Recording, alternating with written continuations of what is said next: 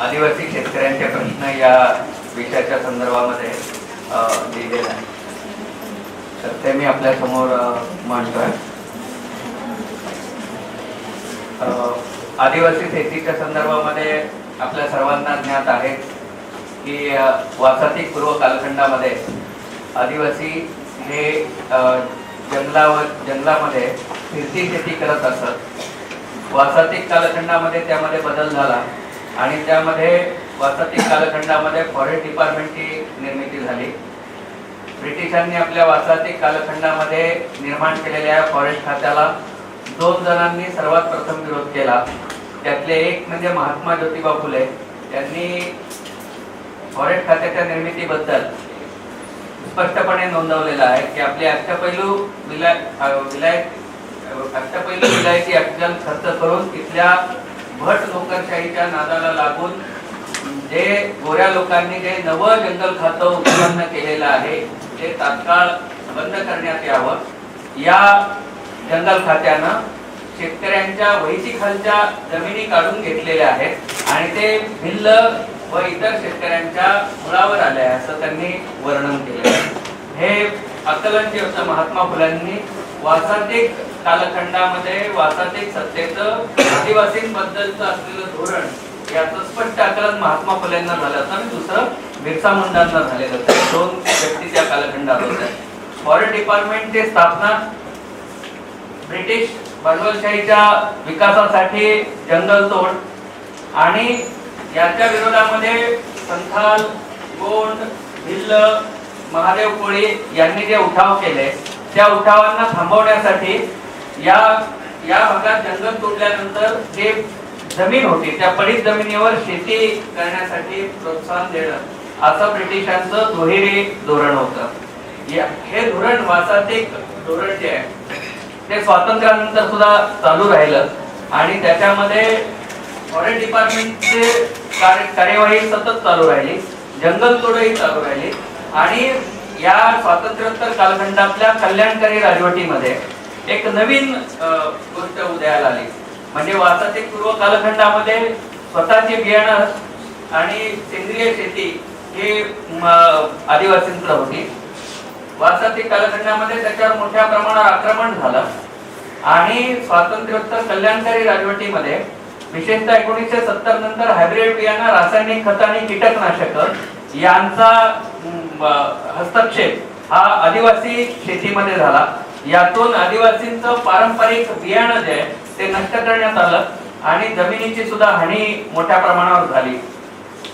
यानंतर 4था कालखंड म्हणजे वासातिक पूर्व, वासातिक कल्याणकारी राजवटीचा कालखंड आणि 1990 नंतरचा कालखंड जागतिकीकरणाचा कालखंड. याच्यामध्ये पुन्हा फॉरेस्ट डिपार्टमेंट कायम आहे. त्याचं आक्रमण हे आदिवासी शेतकरी आणि भूमीधारकांवर कायम आहे. हराकी तंत्रज्ञान, हायब्रिड बियाणं, रासायनिक खत, कीटकनाशक यांचा उच्छाद हाही कायम आहे. तिसऱ्या बाजूला बाजारपेठेचा अनिर्बंध संचार हे वैशिष्ट्य खासगीकरण, उदारीकरण आणि जागतिकीकरणाच्या या कालखंडात आलेला आहे. बाजारपेठेचा पूर्णपणे नियंत्रण व्यवस्थेवरचं हे तिसरी गोष्ट याच्यामध्ये निर्माण झालेली आहे जागतिकीकरणाच्या नंतरच्या कालखंडामध्ये. आणि त्याच्यामध्ये कंपनी शेतीपर्यंत, करार शेतीपर्यंतचा टप्पा हा अलीकडच्या काळात गाठला गेलेला आहे. जागतिकीकरणामध्ये झालेला बदल जो आहे त्याचं एक उदाहरणार्थ पारधी समाजाचा उल्लेख झाला. त्याच्यावरून मला आठवलं काही पारध्यांचं शिष्टमंडळ आमच्या सत्यशोधक ग्रामीण कथेकरी सभेला भेटण्यासाठी आले आणि ते म्हणाले की आम्हाला शेती करायची आहे, आम्ही करतही होतो पण आम्हाला हुसकावून लावण्यात आलेलं आहे आणि पुन्हा आम्हाला शेतीची पाहिजे पण आम्हाला भीती वाटते पोलिसांची आणि याची. तर मग आमचे काही कार्यकर्ते म्हणाले की मग भीती वाटते तर तुम्ही एक काम करा, तुमचा जुना परंपरागत धंदा जो आहे तो तित्र मारण्याचा करा. तर तित्र म्हणजे एक प्रकारचा पक्षी, तर ह्यांना पारध्यांचं दुसरं नाव तितर मारे सुद्धा आहे. तर ते तित्र मारण्याचा धंदा, तर मग त्यातला एक पारधी असं म्हणाला की भाऊ ते तित्र तरी कुठं राहिलेत आता म्हणे. म्हणलं का बरं तित्र कुठे गेले? तर म्हणे हे शेतकरी त्यांच्या पिकांवर जे फवारतात म्हणे त्यातनं जे विष येतं त्यातनं तित्र हळूहळू मरून गेलेली आहे. तर जागतिकीकरणाचा शेतीवर झालेला प्रत्यक्ष परिणाम आणि त्याचा एका पारधी जमातीवर झालेला परिणाम, पारध्यांचं उपजीविकेचं साधन असलेली पित्र, ज्यांच्याकडे उत्पादनाचं दुसरं साधन नाही, ते उपजीविकेचं साधन, ती पित्र सुद्धा जागतिकीकरणाच्या प्रक्रियेमध्ये कशी नष्ट केली गेली याचं उदाहरण हे त्या पारध्यांनी सांगितलं. आणि मग आमचे कार्यकर्ते म्हणाले की जर पित्रही मिळत नाही तर मग जगायचं असेल तर जमीन कसण्याशिवाय पर्याय नाही. आणि मग जंगल जमीन कसण्यासाठी मोठ्या प्रमाणावर पारधी तयार झाले. महाराष्ट्रातलं सर्वात मोठं उदाहरण हे धुळे जिल्ह्यातल्या साक्री तालुक्यातल्या जामदे गावच्या पारध्यांचं आहे. 350 पेक्षा जास्त पारध्यांनी जमीन कसायला सुरुवात केली आणि एका बाजूला बहुराष्ट्रीय कंपनी सुजलाम सारखी, दुसऱ्या बाजूला पोलीस खात्याची भीती, तिसऱ्या बाजूला वन खातं आणि चौथ्या बाजूला महसूल खात्याची अनास्था, या सगळ्यांना तोंड देत पारधी समूह हा नव्या दृष्टिकोनानं भारावला जाऊन त्यांना जमिनीवरचा कब्जा घेतला. हे उदाहरण हे जागतिकीकरणाच्या कालखंडाचे. ही जी शेती आहे याच्यामध्ये आदिवासी भागात होणारी पिकं जी आहेत त्याच्यामध्ये ज्वारी, बाजरी, नागली, भुईमूग, शेंगा, बरटी आणि सावा सारखी जुनी पिकं सुद्धा आहेत. तूर आहे, वरई आहे, हरभरा आहे, कपाशी आहे आणि अलीकडच्या काळात नव्याने इंट्रोड्यूस झालेली पिकं, नगदी पिकं जी आहेत ते कांदा, ऊस आणि सोयाबीनची सुद्धा आहे. या सगळ्याच्या बाबतीमध्ये जागतिकीकरणाच्या कालखंडामध्ये आदिवासी शेतकऱ्यांना इतर सर्वसामान्य शेतकऱ्यांप्रमाणे शेतमालाच्या रास्त भाव न मिळाल्यामुळे निरनिराळ्या समस्यांना तोंड द्यावं लागतं. त्यातला एक भाग की आता शेतीमालात म्हणजे सोयाबीन आहे त्याला बाजारभाव जो आहे तो आज 2500 रुपये आहे, उत्पादन खर्च त्याचा 3500 रुपये आहे आणि भाव खरं तर मिळायला पाहिजे किमान स्वामीनाथन कमिटीचा रिपोर्ट लक्षात घेऊन 2500 अधिक 50% नफा म्हणजे उत्पादन खर्च जो आलेला आहे त्याच्यात अधिक 50% एवढा भाव किमान मिळायला पाहिजे. किमान 37 ते 4000 भाव मिळायला पाहिजे. तो 2500 इतकाच भाव मिळतो. तर हा उत्पादन 4500 किमान भाव मिळायला पाहिजे, तो 2500 मिळतो. तर तेच गोष्ट मक्याच्या बाबतीत 1000 रुपये बाजार भाव आता चालू, उत्पादन खर्च 1200 रुपये आहे आणि भाव किमान 1600 रुपये मिळायला पाहिजे. घोषित हमी भावापेक्षाही कमी किंमत, कमी बाजार भाव मिळणं हा प्रकार हा इतर शेतकऱ्यांच्या बाबतीत होतो, तोच आदिवासी शेतकऱ्यांच्या बाबतीतही होतो. हरभरा, तूर, नागली, कांदा आम्ही 21 नोव्हेंबरला विसरवाडी, नंतर 22 नोव्हेंबरला दहिवेल असे आणि नंतर नंदुरबार, धुळे असे 4 मोठे सत्याग्रह हे खानदेशामध्ये कपाशी आणि सोयाबीनच्या भावासाठी केले. हजारो शेतकरी त्याच्यामध्ये सहभागी झाले. त्यावेळेस आम्ही देशात पहिल्यांदा आदिवासी शेतकऱ्यांच्या संदर्भामध्ये असाच हेच आधी 1985 साली आदिवासी शेतकऱ्याच्या शेतमालाला उत्पादन खर्च किती येतो आणि किती हमी भाव मिळाला पाहिजे याबद्दलची पहिली मांडणी सत्यशोधक ग्रामीण कष्टकरी सभेनं 1985 साली केलेली होती. शरद जोशींच्या शेतकरी संघटनेच्या उदयाच्या किंवा अत्यंत भरभराटीच्या कालखंडामध्ये त्यामध्ये आम्ही ही मांडणी केली होती. आणि तेच आज जागतिकीकरणानंतरच्या कालखंडामध्ये सुद्धा आदिवासी शेतकऱ्यांच्या शेतमालाचा उत्पादन खर्च आणि त्यावर आधारित मिळायला पाहिजे असणारा हमी भाव याची मांडणी हे या ठिकाणी आम्ही केलेली आहे. हे प्रत्येक म्हणजे कपाशीच्या बाबतीत सुद्धा 5000 रुपये बाजार भाव आहे, उत्पादन खर्च 8000 रुपये आहे आणि किमान 10000 रुपये भाव मिळायला पाहिजे, तो 5000 मिळतो. उत्पादन खर्चापेक्षाही 3000 रुपये कमी हा भाव मिळतो. आणि नोटाबंदी नंतर तर नवीन नोटा जर पाहिजे असतील तर 4000 रुपये आणि जुन्या नोटा घ्यायला तयार असेल तर मग 5500 रुपये. म्हणजे जुन्या नोटा तू घे आणि तू कुठेही खपव अशा पद्धतीने नोटाबंदीमुळे आदिवासी शेतकऱ्यांचं किती नुकसान झालंय. सर्वात मोठा फायदा म्हणजे त्या काळात मला जवळजवळ 100 फोन आले, त्याच्यातले जवळजवळ 20-22 फोन पारध्यांचे होते. भाऊ ही नोट चालत नाही म्हणतात. हे म्हणलं हा बंद झाले म्हणजे मग आता फाडून फेकायची का.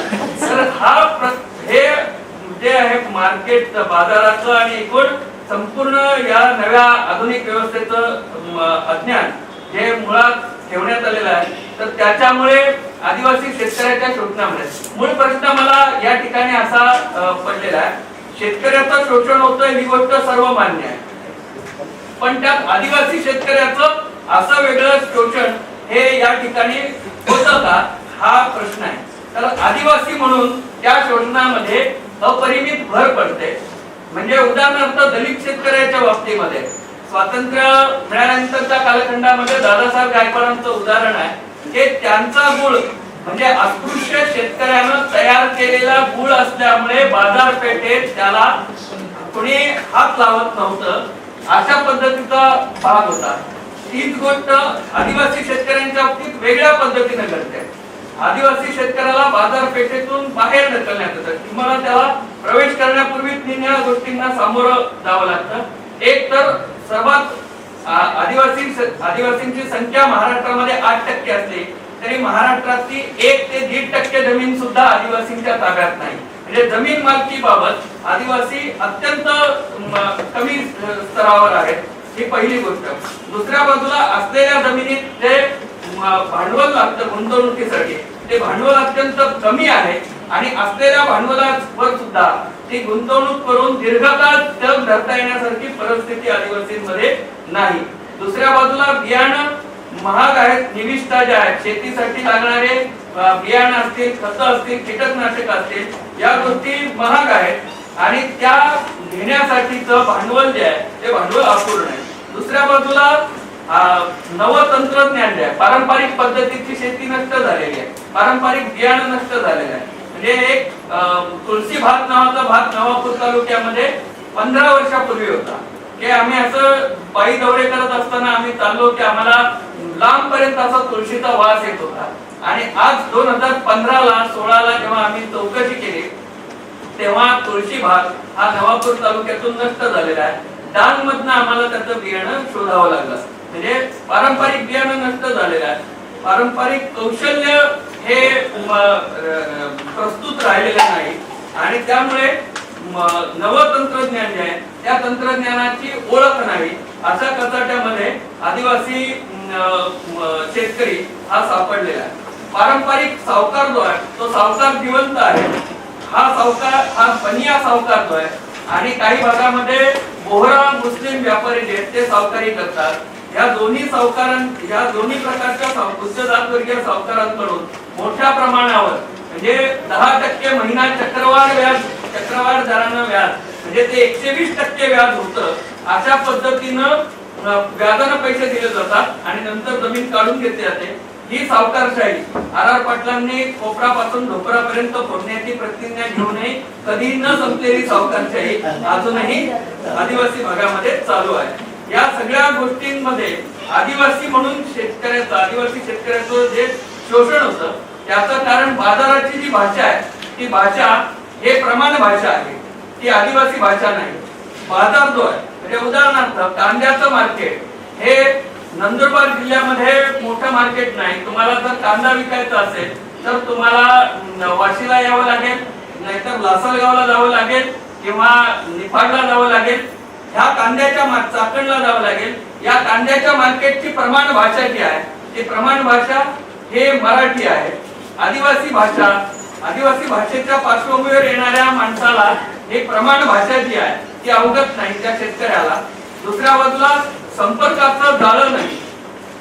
शाहू शेतकऱ्याचं नात्या गोत्याचं जाळं शेतकरी म्हणून असला तरी दलाली करणारा अडता जो आहे तो त्याच्या जातीचा असतो म्हणून तो शोषण करत नाही असं नाही.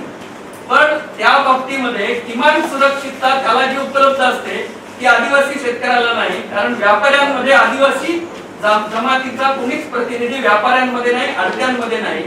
त्यामुळे हे जे संपर्काचं जात जमातीय नेटवर्क भारतामध्ये अस्तित्वात आहे ते या आदिवासी शेतकऱ्याला उपलब्ध नाही.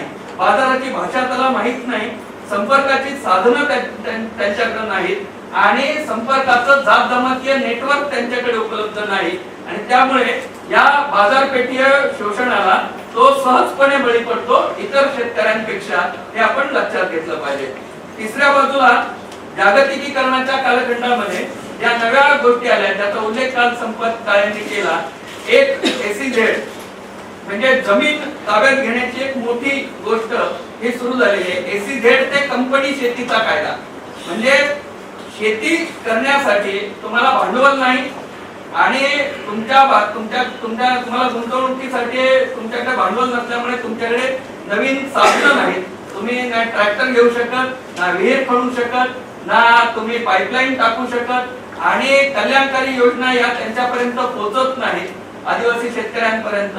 त्या फक्त राजकीय संपर्क याच्यातून जातात आणि त्या राजकीय कारणासाठीच फक्त अंमलात आणल्या जातात. तर या हा एससीझेडच्या करार शेतीचा, कंपनी शेतीचा महाराष्ट्र सरकारने केलेला कायदा, हे सगळे कायदे जे आहेत हे या पार्श्वभूमीवर आपण बघितले पाहिजे की आदिवासी शेतकऱ्याला आता भांडवल नसल्यामुळे, साधनं नसल्यामुळे, बाजारपेठेचं कौशल्य अवगत नसल्यामुळे त्याला आता शेतीपासून परावृत्त करून, म्हणजे जे थोडे जमीन मालक आहेत त्यांना ही शेती सोडून देऊन ती शेती करारानं कंपन्यांना देण्यासाठीचा मार्ग हा या भागात या पद्धतीनं हे केलेला आहे. यातनं आदिवासींची जमीन हस्तांतरित करण्यावर प्रतिबंध घालणारा 1966 ची जी महसूल संहिता आहे त्याच्यावरती एक आडमार्गानं बाजूला करण्याचा काम हे यातनं होणार आहे. आदिवासीची जमीन आता हस्तांतरित न करता सुद्धा कंपन्या सहजपणे काढून घेणार आहेत. दुसऱ्या बाजूला म्हणजे आणि हे कशासाठी कंपनी शेती कायदा हा आलेला आहे आणि नीरा देवघर धरणाचा काल त्यांनी उल्लेख केला संपत काळेने. पुण्याच्या पुणे जिल्ह्यातलं हे धरण तर सर्व आदिवासी विभागात आहेत आणि त्याचं पाणी मात्र आदिवासींना उपलब्ध नाही. हे नर्मदेचं उकाई असेल, नर्मदा असेल किंवा नाशिक जिल्ह्याला पाणी पुरवठा करणारे इगतपुरी तालुक्यातली धरणं असतील किंवा मुंबईला पाणी पुरवठा करणारे ठाणे जिल्ह्यातील तानसा आणि वैतरणा आणि इतर धरणं असतील, हे सर्व धरणं आदिवासी भागातली आहेत. पण या धरणातलं पाणी हे 5% पाणी सुद्धा आदिवासींच्या वाट्याला येत नाही. आदिवासींच्या डोळ्यादेखत हे पाणी बिगर आदिवासींच्या शेतापर्यंत पोहोचवलं जातं किंवा शहरीकरणासाठी, औद्योगिकरणासाठी पोहोचवलं जातं. नीरा देवघर धरणाचा जो उल्लेख काल झाला, नीरा देवघर धरण या धरणासाठी 2010 साली जागतिक निविदा महाराष्ट्र सरकारनं प्रसिद्ध केली. आजपर्यंत धरणाचं खाजगीकरण करण्याचं कधी घडलेलं नव्हतं महाराष्ट्रामध्ये. हा देशातला सर्वात मोठा प्रयोग या ठिकाणी धरण पाण्यासकट विकण्याचा प्रयत्न झाला. जे धरण बांधून पूर्ण आहे, ज्या धरणामध्ये पाणी आहे आणि ज्या धरणाला कालवे काढले गेलेले. महाराष्ट्रामध्ये जे सिंचन झालेले 18% असं सांगितलं जातं, ते अजून 10% वाढू शकलं असतं जर कालवे काढले असते तर. पण ही परिस्थिती तुम्ही पुणे जिल्ह्यात जा, नाशिक जिल्ह्यात जा, प्रत्येक ठिकाणी ही परिस्थिती तुम्हाला दिसेल की कालवे काढलेले नाहीये, धरण बांधून तयार आहे. कारण ते सांगितलंय शेतीसाठी आहे, प्रत्यक्षात ते औद्योगिकरणासाठी वापरलं जाणार आहे. आणि नीरा देवघर धरणामध्ये सर्वात मोठा इंटरेस्ट अंबानींचा होता.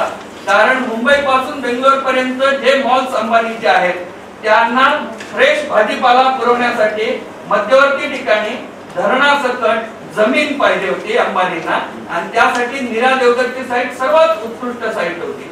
आणि या पद्धतीनं पाणी हे बहुराष्ट्रीय कंपन्यांच्या ताब्यात देण्याचं मोठं धोरण हे आखण्यात आलेलं आहे. एससीझेड साठी 5,75,000 हेक्टर जमीन हे 1,75,000 कोटी रुपयांच्या सबसिड्या देऊन एका वर्षाला या भांडवलदारांच्या घशात घालण्याचं काम केलं. या विरोधात 4 विजयी लढाया झाल्या. काल त्याचा उल्लेख झाला. एक एससीझेड विरोधातले रायगड जिल्ह्यातले अंबानींच्या विरोधातले महामुंबईची लढाई, दुसरे कार्ला एससीझेडची लढाई मेधाताई पाटकरांच्या नेतृत्वाखाली, रायगडची लढाई डॉक्टर भाई एन डी पाटील सरांच्या नेतृत्वाखाली. नंतर पुणे जिल्ह्यामध्ये विमानतळ विरोधी आंदोलन झालं. भामास्कर धरणाची सिंचित जमीन विमानतळाला घेण्याचा डाव धरून टाकला गेला. ते सत्यशोधक शेतकरी संघर्ष समितीचे लढाई आणि त्यानंतर पवन ऊर्जा कंपन्यांच्या लँड ग्रॅबिंगच्या विरोधामध्ये झालेले सत्यशोधक ग्रामीण कचेकरी सभेचे लढाई. या 4 लढाया झाल्या. बाकी मोठ्या प्रमाणावर लँड ग्रॅबिंग महाराष्ट्रामध्ये सुद्धा पूर्ण करण्यात आलं. याची अनेक उदाहरणं आपल्याला पाहायला मिळतील. जमीन जी आहे ती जमीन काढून घेण्याचे प्रयत्न चाललेले आहेत आणि हे विशेषतः आदिवासी भागामध्ये, कारण सुपीक जमीन हे आदिवासी भागामध्ये आहे. दुसऱ्या बाजूला पाणी काढून घेण्याचा प्रयत्न चाललेला आहे. डोंगराला लगतच धरणं बांधून ते पाणी ताब्यात घेण्याचा प्रयत्न चाललेला आहे. तिसऱ्या बाजूला पवन ऊर्जेच्या निमित्तानं हवा ताब्यात घेण्याचा प्रयत्न चाललेला आहे. हवेवरची शेती म्हणजे ही हवा जी आहे त्या हवेवर वीज निर्माण करणं, यासाठी महाराष्ट्रामध्ये मोठ्या प्रमाणावर जमिनी या काढून घेण्याचा प्रयत्न केला आणि त्या तो आदिवासी भागामध्ये मोठ्या प्रमाणावर करण्यात आलेला आहे. बहुराष्ट्रीय कंपन्यांचं जाळं अत्यंत मोठ्या प्रमाणावर आहे। एका पवन चक्कीला 6 कोटी रुपये लागतात, 60 ते 70% सबसिडी त्याला असते। एक पवन चक्की 15 लाख युनिट वीज तयार करते। किमान 3.5 रुपये दर जो ठरलेला होता त्यानं वीज जर घेतले गेले तरी 52 लाख रुपये एका पवन चक्कीच्या मागे। त्या पवन चक्कीने खरोखर वीज तयार केली की नाही हे लक्षात न घेता त्या पवन चक्कीच्या मालकाच्या घरामध्ये ऐश्वर्या रॉय, सचिन तेंडुलकर, मालपाणी हे जे मालक आहेत त्या याचे पवन ऊर्जा पवन चक्क्याचे त्यांच्या घरामध्ये जाणार आहे। आणि या पवन चक्कीतून आपण पर्यावरण पूरक वीज आपल्याकडे येते या आनंदात आपण राहणार। पण जो शेतकरी ज्याची जमीन घेतलेली आहे त्याला एक रकमी 25,000 रुपये दिले जातात। 52 लाख रुपये वर्षाला कमावणारे लोक एकदाच 25,000 रुपये आदिवासी शेतकऱ्याला देऊ इच्छितात। तर हे आदिवासी शेतकऱ्यांच्या बाबतीमध्ये जागतिकीकरणाच्या मध्ये हवा, पाणी आणि वीज या तीनही गोष्टी काढून घेतल्या जातात। आदिवासी शेतकरी जे जो माल बाजारात आणतात त्या संदर्भामध्ये आपण जर बघितलं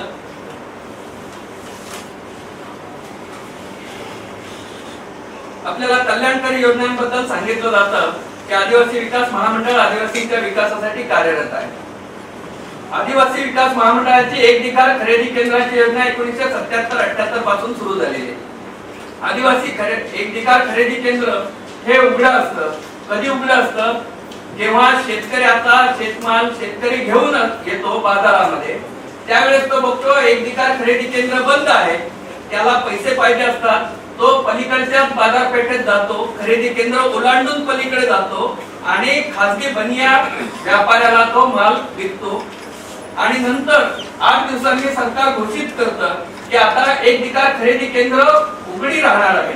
उघडी राहणार आहेत असं म्हटल्यानंतर काही शेतकरी पुन्हा माल घेऊन जातात। तेव्हा त्यांना दिसतं हे आहेत पण कर्मचारी जागेवर नाहीत, जेव्हा गेले तर त्यांचा माल नाकारला जातो आणि पुन्हा उरलेला माल सुद्धा शेतकरी आदिवासी शेतकऱ्याला यांना व्यापाऱ्यांना द्यावा लागतो। आणि मग सरकारच्या घोषणेची अंमलबजावणी अचानकपणे व्हायला सुरुवात होते। जेव्हा शेतकऱ्याजवळचा माल संपलेला असतो, व्यापाऱ्याच्या गोडाऊन भरलेले असतात, त्या गोडाऊन मध्ये जागा शिल्लक नसते, तेव्हा तो माल हा आदिवासी खरेदी केंद्रावर येतो आणि मग तिथल्या तिथे तो जास्त दरानं सरकारकडून खरेदी केला जातो। तेव्हा आदिवासी एक दिकार खरेदी केंद्र हे आदिवासींचा शेतमाल व्यापाऱ्यांकडून खरेदी करण्याची केंद्र आहे।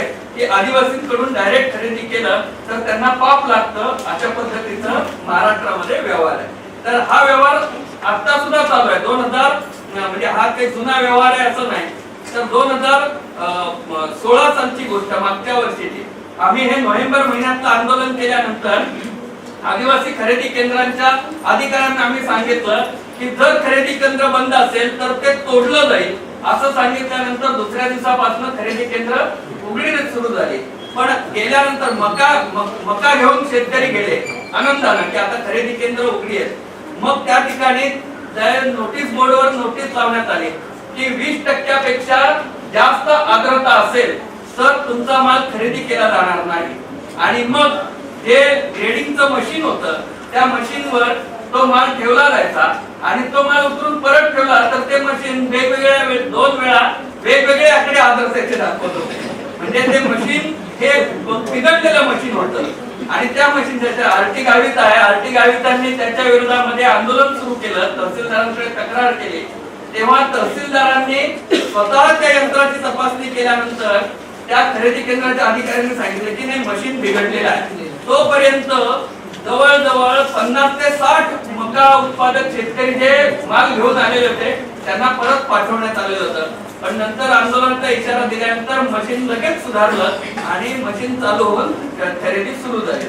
तेव्हा या प्रकारची खरेदी आर्द्रता मोजण्याचं चुकीचं यंत्र ठेवणं, तुमचा माल कमी प्रतीचा आहे म्हणून परत पाठवणं, अशा पद्धतीचे प्रकार हे सातत्यानं या परिसरामध्ये केले जातात। आणि या खरेदी केंद्रांवरचे अधिकारी तर स्पष्टपणे सांगतात की दुकान खरेदी केंद्र बंद ठेवल्याबद्दल आम्हाला व्यापाऱ्यांकडनं कमिशन मिळतं, तुमच्याकडनं आम्हाला काय मिळणार आहे।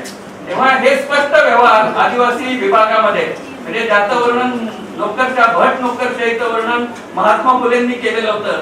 ती नोकरशाही आज कार्यरत आहे. ती सावकारशाही आज स्थानिक सावकारशाही बरोबर जागतिक सावकारशाही झालेली आहे. बहुराष्ट्रीय कंपन्यांचं आगमन झालेलं आहे आणि भांडवल कमी आहे ह्याच्याबद्दल आदिवासी विकास संस्थेनं अभ्यास केला आणि सतत सरकारला अहवाल दिले की भांडवल कमी आहे.